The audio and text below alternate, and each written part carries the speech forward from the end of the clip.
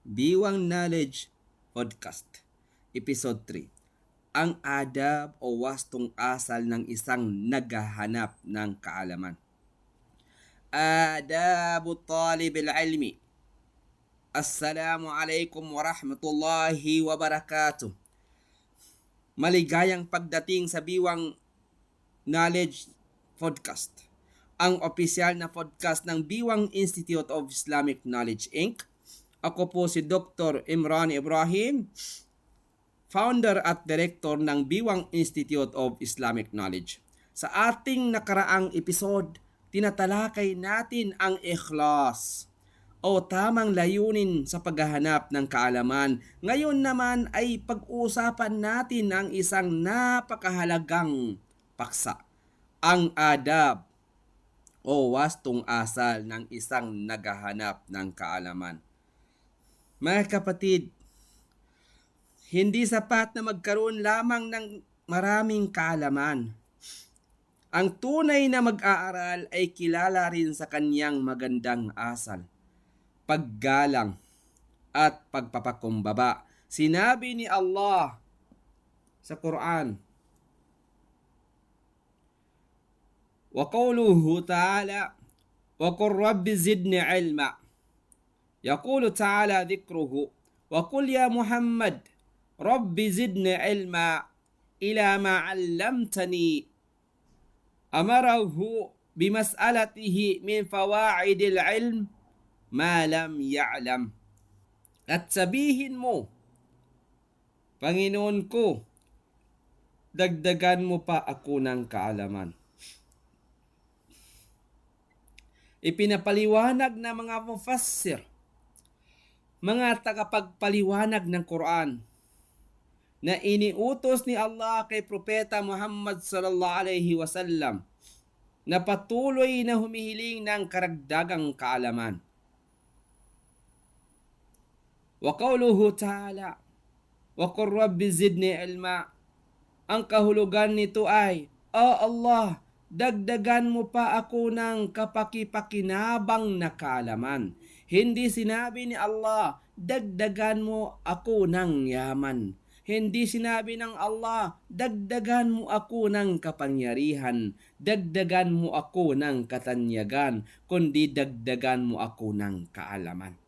Ito ay nagpapakita ng napakataas na antas ng kahalagahan ng ilm, kaalaman sa Islam.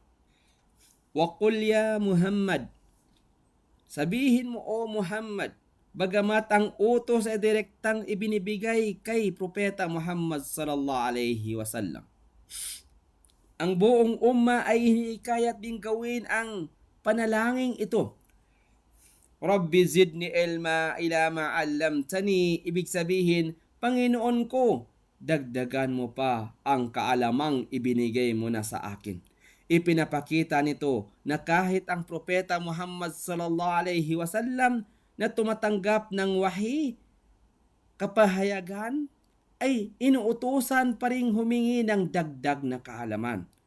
Kung ang Propeta Muhammad sallallahu alaihi wasallam ay patuloy na humihingi ng kaalaman, lalo na tayong mga ordinaryong tao ay dapat maging masigasig sa pag-aaral habang tayo ay nabubuhay pa.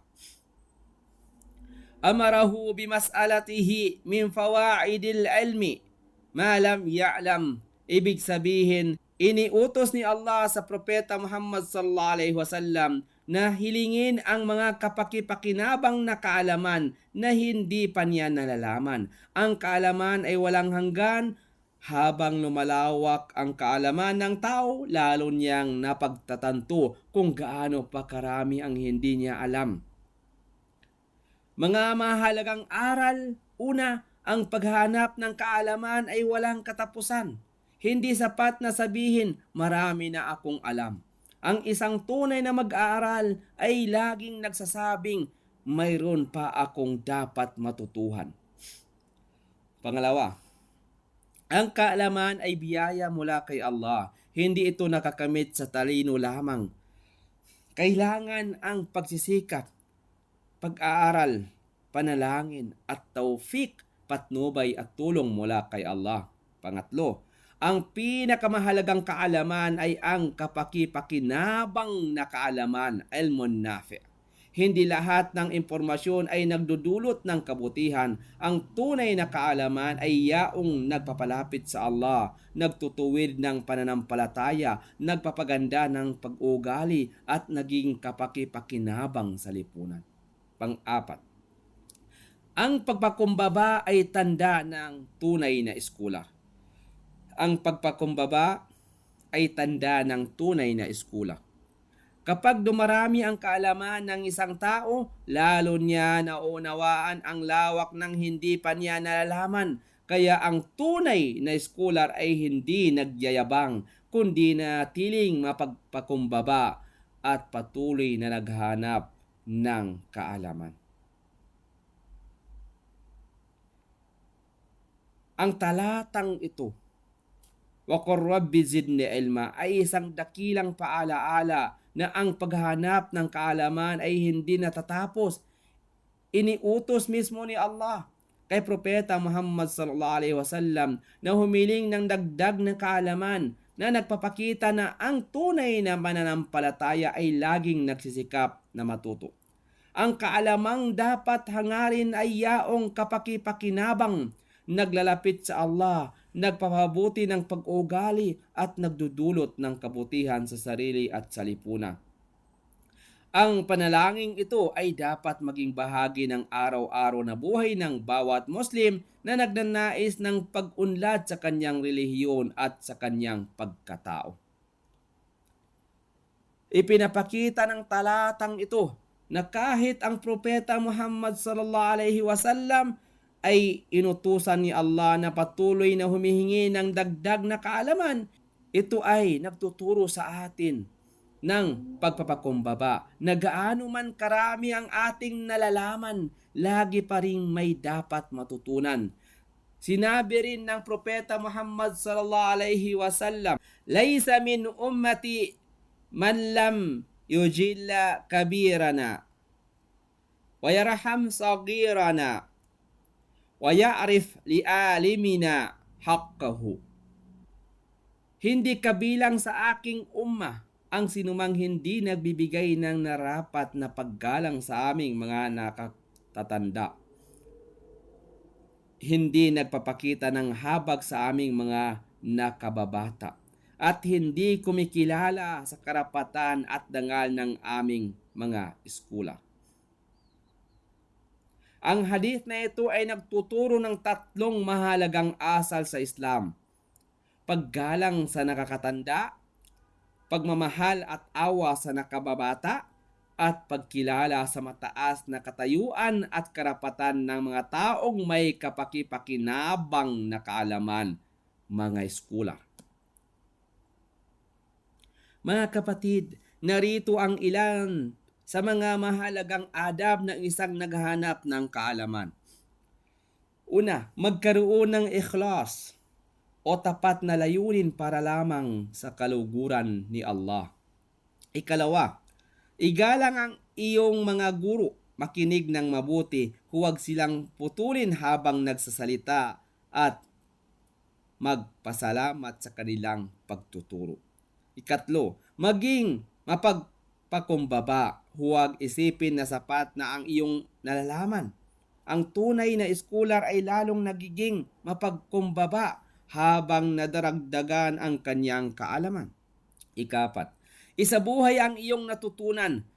Ang kaalaman ay hindi lamang para sa pagsusulit o diploma, certificate, kundi para baguhin ang ating pagkatao at maging kapaki-pakinabang sa iba. Ikalima, maging matyaga. Ang paghahanap ng kaalaman ay isang panghabang buhay na paglalakbay. Walang sinumang naging mahusay na scholar sa loob lamang ng isang araw. Mga kapatid, tandaan natin na ang kaalaman at mabuting asa ay laging magkasama. Ang isang taong maraming alam ngunit masama ang pag-ugali ay hindi ganap na ipapakita ang kagandahan ng Islam. Ang tunay na naghahanap ng kaalaman ay may tatlong katangian. mapagkumbaba sa harap ni Allah, magalang sa kaniyang mga guro at kapwa, isinasabuhay ang kaniyang natutunan. Kapag pinagsama natin ang kaalaman at mabuting asal, magiging ilaw tayo sa ating pamilya, komunidad at lipunan.